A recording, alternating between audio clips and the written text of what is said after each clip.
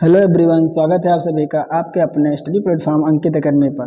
दोस्तों, CTET paper 2 science की हम आपकी तैयारी करवा रहे थे, जिसमें हमने आपको चैप्टर हीट पढ़ा दिया था और हीट से संबंधित जितने भी क्वेश्चन हैं वो हम आपको प्रैक्टिस सेट में आज लेकर आए हैं। इस वीडियो में आपको हम प्रैक्टिस सेट करवाएंगे हीट का। तो जितने भी क्वेश्चन यहाँ पर हम करा रहे हैं इसको अच्छे से कर लीजिएगा। यहाँ से क्वेश्चन आपके आने की पूरी संभावना है। तो अगर इस क्वेश्चन को आप अच्छे से कर लेंगे तो हम उम्मीद करते हैं कि आपका एग्ज़ाम में अगर हीट से कोई क्वेश्चन आता है तो पूरा आपका समझ लीजिए कि वहाँ से पूरा क्वेश्चन आपका हो जाएगा। और एक बात और है, जैसे कि हीट जो चैप्टर हो गया हमारा कंप्लीट और एक प्रैक्टिस सेट कर लीजिए। उसके बाद में क्या करेंगे हम, उसके बाद में अगला चैप्टर शुरू करेंगे, फिर उसका प्रैक्टिस सेट करवाएंगे और ऐसे ऐसे करके हम हर चैप्टर वाइज क्वेश्चन करवाएंगे और पहले चैप्टर का थ्योरी खत्म करेंगे, उसके बाद में फिर हम क्वेश्चन करवाएंगे। जिससे क्या होगा, आपका टॉपिक वाइज तैयारी होती रहेगी। और उसके बाद में फिर एक बार जब पूरा कोर्स ख़त्म हो जाएगा फिर हम आपको कंप्लीट मैराथन लेकर आएंगे, जिससे कि आपकी पूरी तैयारी अच्छे से हो जाएगी। तो चलिए शुरू करते हैं आज का वीडियो। आज के वीडियो में हम 10 क्वेश्चन लेकर आए हैं और इस 10 क्वेश्चन से लगभग आपका 30 से 40 क्वेश्चन तैयार हो जाएगा। तो चलिए स्टार्ट करते हैं आज का वीडियो। तो देखिए, जैसा कि आप जानते हैं, पहला क्वेश्चन जो अब लिखा हुआ है सामने आपके स्क्रीन पर दिखाई दे रहा होगा, क्या है कि ठोस में ऊष्मा का स्थानांतरण किस विधि के द्वारा होता है। तो हमको बताना यह है कि ठोस में ऊष्मा का स्थानांतरण किस विधि के द्वारा होता है। जो आपका ऑप्शन ए है वो है विकिरण यानी रेडिएशन, ऑप्शन जो बी है वो है संवहन यानी कन्वेक्शन, और ऑप्शन जो आपका सी है वो है चालन यानी कंडक्शन, या ऑप्शन डी जो है इनमें से कोई नहीं। आपको बताना है कि ठोस में ऊष्मा का स्थानांतरण किस विधि के द्वारा होता है। तो जो इसका सही ऑप्शन है वो ऑप्शन आपका है ऑप्शन नंबर सी यानी चालन। चालन में क्या होता है कि अणु जो होते हैं मूव नहीं करते हैं, लेकिन ऊष्मा का मूवमेंट होता रहता है। एक अणु से दूसरे अणु में ऊष्मा क्या होती है, जाती रहती है। तो इसे हम क्या कहते हैं, चालन विधि। अब उसके बाद में संवहन विधि की बात करें तो संवहन विधि में क्या होता है कि मतलब ये द्रवों और गैसों में देखा जाता है। और विकिरण जो होता है इसके लिए कोई माध्यम की आवश्यकता नहीं होती है। तो ये हो गया आपका विकिरण। तो इस क्वेश्चन का जो सही जवाब है वो है चालन यानी कंडक्शन। अब चलते हैं अगले क्वेश्चन पर। तो जो हमारा अगला क्वेश्चन है वो है उबलते हुए पानी का तापमान मापने के लिए कौन सा थर्मामीटर का उपयोग करते हैं। जो आपका ऑप्शन ए है वो है डाक्टी थर्मामीटर, ऑप्शन जो बी है वो प्रयोगशाला थर्मामीटर, ऑप्शन जो सी है वो ए और बी दोनों है यानी प्रयोगशाला डाक्टी दोनों करते हैं, और ऑप्शन जो आपका डी है या इनमें से कोई नहीं। तो आपको बताना है कि उबलते हुए पानी का अगर हमें तापमान मापना हो तो हम किस थर्मामीटर का उपयोग करेंगे। तो जो इसका सही ऑप्शन है वो है ऑप्शन नंबर बी प्रयोगशाला यानी प्रयोगशाला थर्मामीटर का उपयोग हम क्या करते हैं, उबलते हुए पानी का तापमान मापने के लिए कर सकते हैं। जबकि अगर हमें शरीर का बुखार नापना हो, अपने शरीर का टेम्परेचर मापना हो तो हम डाक्टी थर्मामीटर का प्रयोग करते हैं। लेकिन जो उबलता हुआ पानी है उसके लिए हमारा क्या होता है, प्रयोगशाला थर्मामीटर का प्रयोग किया जाता है। तो इसका ऑप्शन जो बी है वो सही हो जाएगा। अब चलते हैं अगले क्वेश्चन पर। ऊष्मा के स्थानांतरण के किस विधि में माध्यम की आवश्यकता नहीं होती है। तो देखिए, जैसे हमने आपको बताया था, जब हम आपको हीट पढ़ा रहे थे तो हमने बताया था आपको संवहन विधि, चालन विधि और विकिरण विधि के बारे में हमने आपको बता दिया था। तो जो इसमें आपको बताना है, जो आपका ऑप्शन जो है ए है वो क्या है, संवहन विधि, ऑप्शन जो बी है वो है चालन, ऑप्शन जो सी है वो क्या है, विकिरण, और ऑप्शन जो डी है इनमें से कोई नहीं। तो आपको बताना है कि इनमें से कौन सी विधि है जिनमें ऊष्मा का स्थानांतरण होता है बिना माध्यम के, यानी माध्यम की आवश्यकता नहीं पड़ती है। तो जो इसका सही जवाब है वो है आपका ऑप्शन नंबर सी यानी ऑप्शन नंबर सी पे क्या है, विकिरण है, यानी विकिरण में हमें माध्यम की आवश्यकता नहीं होती है। जैसे सूर्य से हमारा प्रकाश आता है, या मान लीजिए अलाव जला के हम जब सेक रहे हैं अपने हाथ पैर को, तो वहाँ पे क्या होता है, जो हाथ अलाव से हमारे शरीर तक जो टेम्परेचर पहुँचता है, जो उसमें पहुँचती है, उसमें क्या होता है कि उसमें माध्यम की कोई आवश्यकता नहीं होती है। तो ये हमारा हो गया ऑप्शन नंबर सी सही हो गया।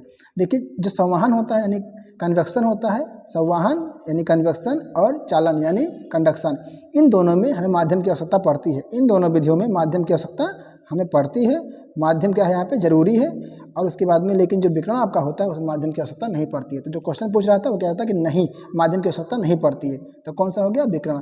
अगर यही कह देता कि माध्यम की आवश्यकता पड़ती है तो आपका संवहन और चालन दोनों हो जाता है यहाँ पे। तो इस क्वेश्चन का ऑप्शन नंबर सी सही जवाब हो जाएगा। अब चलते हैं अगले क्वेश्चन पर। जो हमारा अगला क्वेश्चन है, ये देखिए, समुद्री समीर की दिशा होती है। आपको बताना है कि समुद्री समीर की दिशा कैसी होती है, यानी किधर से किधर की ओर होती है। ये यहाँ पे आपको ऑप्शन दिखाई दे रहा होगा। ऑप्शन नंबर जो ये है वो है स्थल से समुद्र की ओर होता है, या ऑप्शन नंबर जो बी है समुद्र से स्थल की ओर होता है, या ऑप्शन नंबर जो सी है ए और बी दोनों, यानी समुद्र से स्थल की भी ओर भी हो सकता है या स्थल से समुद्र की ओर भी हो सकता है, और ऑप्शन नंबर जो डी है वो इनमें से कोई नहीं। तो आपको बताना है कि इनमें से कौन आपका सही जवाब हो जाएगा। तो जो इसका सही जवाब है वो है ऑप्शन नंबर बी, यानी समुद्र से स्थल की ओर। जो समुद्री समीर होता है उसकी जो दिशा होती है वो समुद्र से स्थल की ओर होता है, और ये दिन में चलते हैं। समुद्री समीर कब चलते हैं? दिन में चलते हैं। और जो आपका स्थल समीर की बात करें तो स्थल समीर जो होता है वो होता है स्थल से समुद्र की ओर दिशा इसकी होती है, और चलता कब है? रात में चलता है। तो स्थल समीर चलता है रात में, और दिशा होती है स्थल से समुद्र की ओर। और जो आपका समुद्री समीर है वो चलता है दिन में, और जो दिशा होती है इसकी वो होता है समुद्र से स्थल की ओर। तो जो इस क्वेश्चन का सही जवाब होगा वो होगा ऑप्शन नंबर आपका बी हो जाएगा। अब चलिए चलते हैं अगले क्वेश्चन पर। अगला क्वेश्चन हमारा है डाक्टी थर्मामीटर, यहाँ में कर लीजिएगा, यहाँ से नहीं रहेगा, यहाँ पे में रहेगा। में डाक्टी थर्मामीटर में सेल्सियस पैमाने का परिसर होता है। आपको बताना है कि डाक्टी थर्मामीटर में जो सेल्सियस पैमाना लगा होता है उसका जो है रेंज परिसर कितना होता है। तो आपको बताना है, देखिए ऑप्शन नंबर जो आपका ए है वो है 30 डिग्री सेल्सियस से 40 डिग्री सेल्सियस।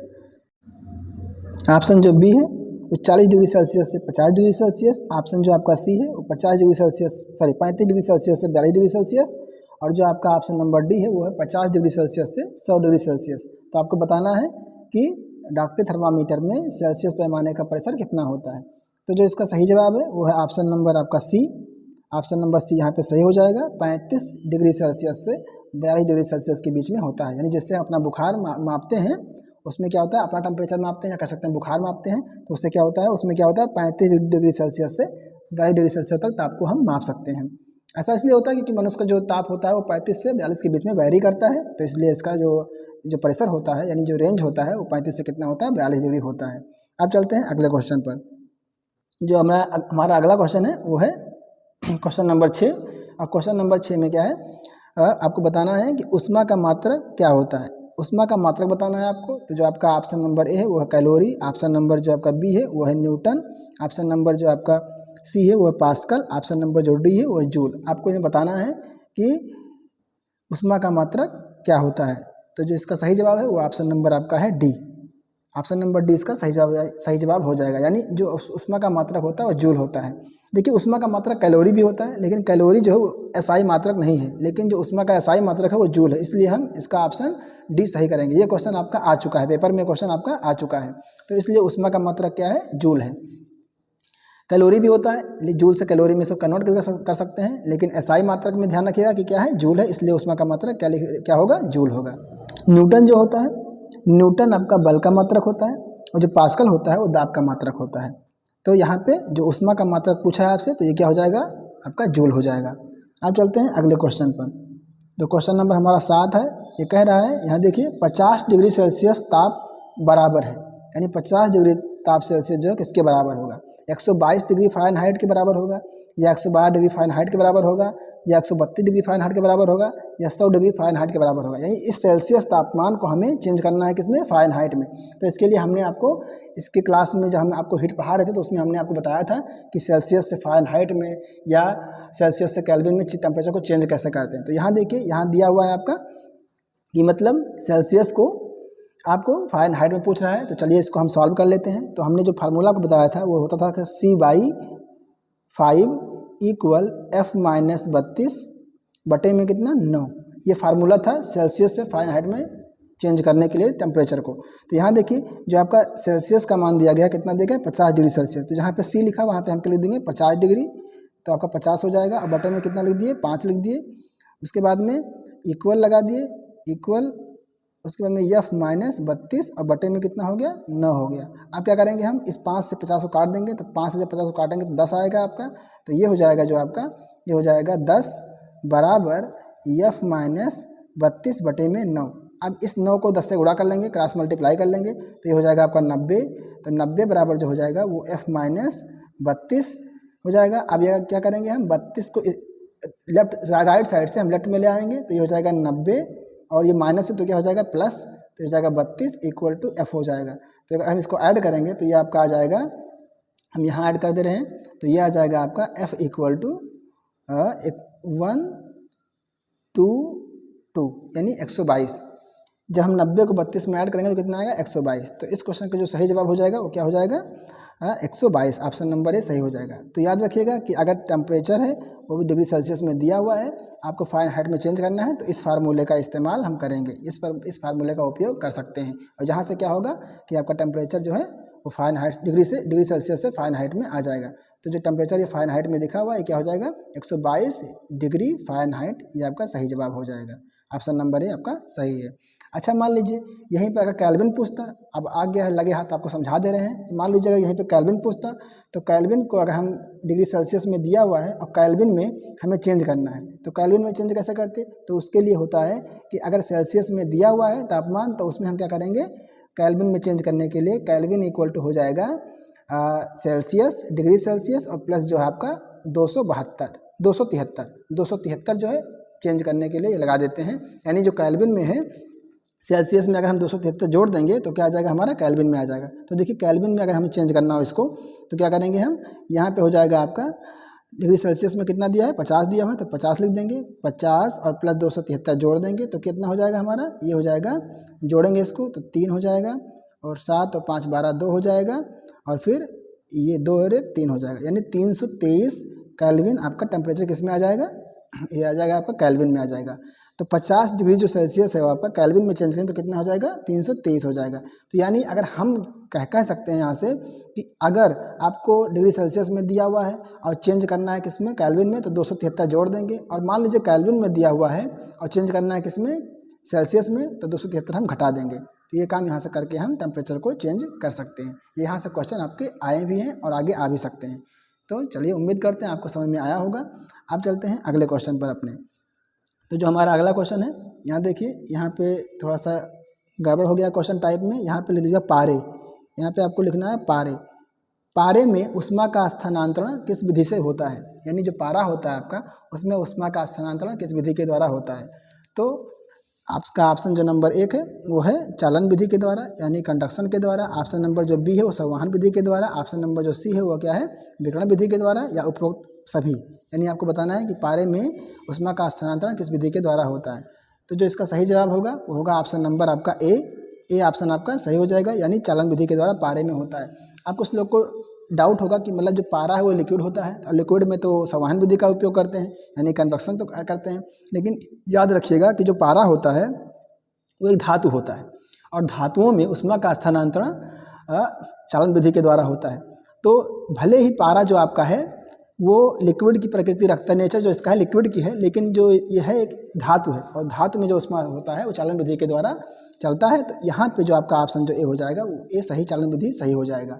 तो आपका ऑप्शन ए सही हो जाएगा। ये अपवाद के रूप में है, तो यहाँ पे याद रखिएगा क्योंकि ये अपवाद है तो क्वेश्चन यहाँ से आ सकता है, इसीलिए हमने इस क्वेश्चन को यहाँ पे डाला हुआ है ताकि आपको समझ में आ जाए।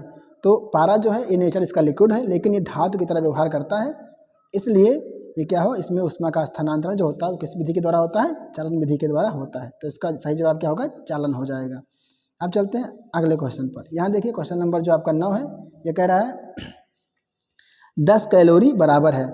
तो 10 कैलोरी, क्वेश्चन नंबर 9 दिया हुआ है, 9 जो दिया हुआ है क्या है, 10 कैलोरी बराबर है, किसके बराबर है, 41.86 जूल के बराबर है, या 4.186 जूल के बराबर है, या 30 जूल के बराबर है, या 36.186 जूल के बराबर है।